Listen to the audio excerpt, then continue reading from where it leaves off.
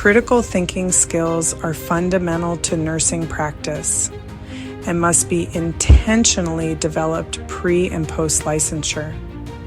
During pre-licensure education, nursing students need structured opportunities to develop and practice their critical thinking abilities as they learn to connect theoretical knowledge with clinical practice.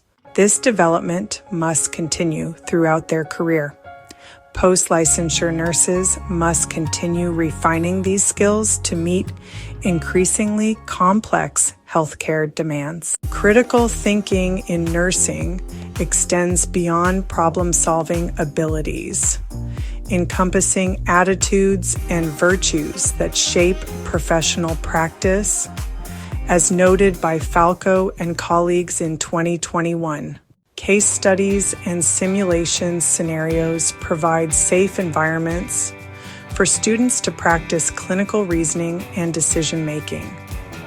These methods allow learners to analyze complex situations, propose interventions, and reflect on outcomes without risking patient safety. A 2021 study found preceptors who were properly trained in developing new graduate critical thinking utilized various interventions, including structured questioning techniques and guided reflection exercises, Schuelke and Barneson, 2017. Ironically and coincidentally, a friend of mine and I were comparing our nursing education in the 90s and how our programs developed critical thinking.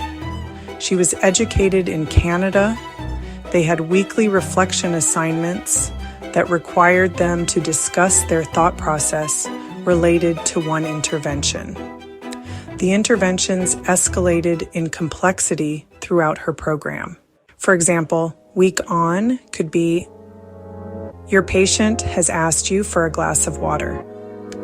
Critical thinking should include checking the diet order, considering renal or cardiac function, accurate intake and output recording, lab values, fluid restriction, if the patient has had a stroke, have they had a speech therapy evaluation or swallow study, and do they need thickened liquids?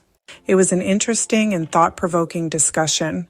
Concept mapping is a commonly used tool in developing critical thinking skills.